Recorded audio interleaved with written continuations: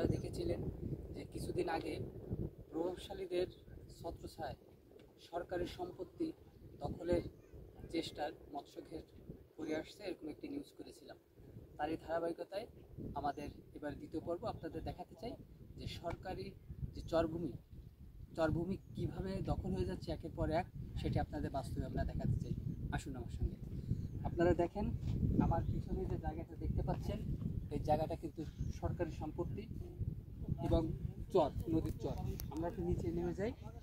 এই নদীর চর স্থানীয় প্রভাবশালীদের দখলে। এই আমার পিছনে যে জায়গাটা আছে সেই জায়গা কিন্তু আপনারা দেখতে পাচ্ছেন, কিন্তু এই যে বড় ধরনের যে বেড়িবাঁধ, অর্থাৎ বেড়িবাঁধ দিয়ে কিন্তু সেই জায়গাটি দখল হওয়ার যে প্রক্রিয়া সেটি কিন্তু চলমান রয়েছে। আসেন আমরা একটু দেখাতে চাই।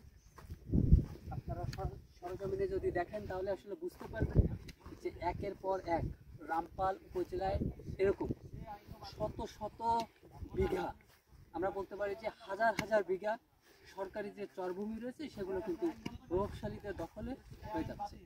এভাবে হতে থাকলে কিন্তু নদীর যে জীবন সত্তা, সে নদী কিন্তু আর নদী থাকবে না। আপনি দেখেন আমার পিছনে যে এই যে নদীর জায়গা, এই জায়গাতে কিন্তু অলরেডি স্থানীয় যে প্রভাবশালী নেতারা রয়েছে তাদের ছত্রছায়ায় এই যে বেড়ি বাদ দিয়ে মৎস্য চাষ করার যে প্রক্রিয়া সেটি কিন্তু চলমান রয়েছে।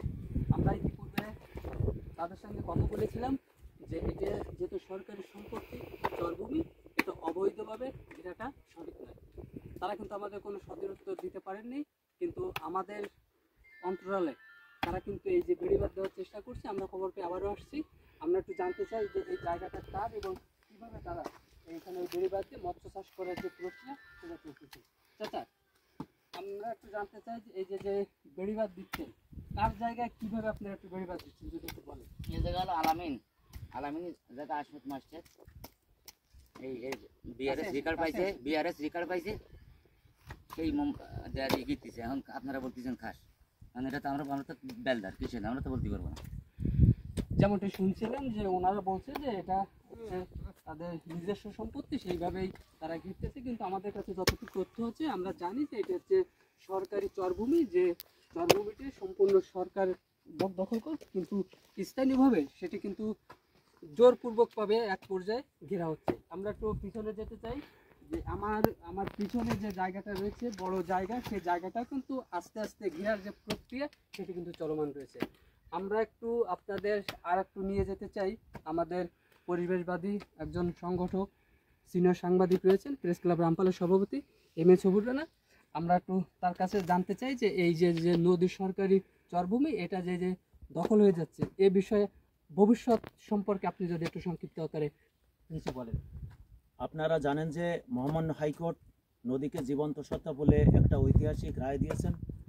সেই রায়ের আলোকে নদীর দখল এবং দূষণ বন্ধ করার জন্য সরকারের সংশ্লিষ্ট যত আপনার কর্তৃপক্ষ আছে তাদেরকে নির্দেশনা দেওয়া হয়েছে, রায়ের কপিও তাদেরকে হস্তান্তর করা হয়েছে।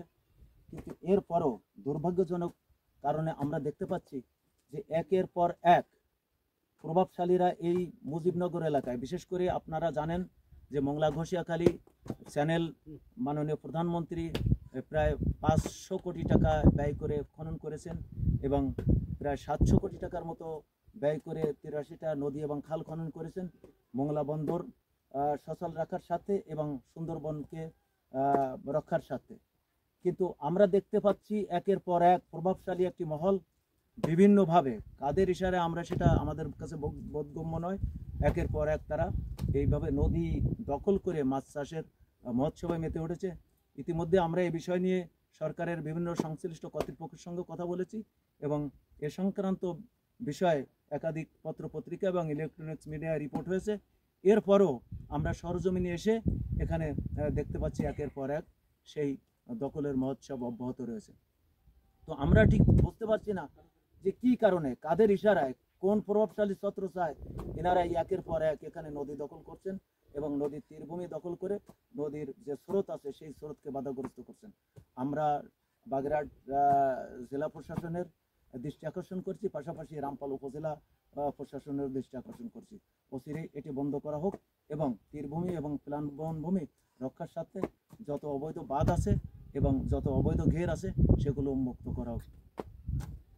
যেমনটা শুনছিলেন যে এই যে একের পর এক যেভাবে যে সরকারি সম্পত্তি অর্থাৎ নদী যে তীরভূমি সেগুলো কিন্তু দখল হওয়ার যে মহোৎসব সেই মহোৎসবটিকে যেভাবে রক্ষা করা যায় সেটা কিন্তু আপনার যে সে সম্মানিত জেলা প্রশাসক মহোদয় এবং স্থানীয় যে নির্বাহী কর্মকর্তা রয়েছেন তার হস্তক্ষেপ কামনা করেছেন। আমরা একটু দেখাতে চাই যে আমার পিছনে ঠিক নদী কোন সাইড থেকে এই যে বেড়িবাঁধটা দেওয়া হয়েছে এবং আমার ডাইন পাশে যে চর রয়েছে সেটা কিন্তু আস্তে আস্তে দখল হয়ে যাওয়ার যে প্রক্রিয়া সেটা কিন্তু রয়েছে। আমরা একটু সামনে যেতে চাই। আমরা দেখতে পাচ্ছি যে এই যে আমার পিছনে যে বড় ধরনের যে বেড়িবাঁধ, নদীর পাশে বেড়িবাঁধ দিয়ে মৎস্য চাষ করা মানে নদীর যে প্রবাহ স্রোত সেটি কিন্তু বাধাগ্রস্ত হওয়া। আমরা একটু কষ্ট করে উপরে উঠবো, আমরা দেখি যে আসলে এইভাবে আমাদের সামনে আমার পিছনে খুব কষ্ট হলো, তারপরে উনি আমার পিছনে কিন্তু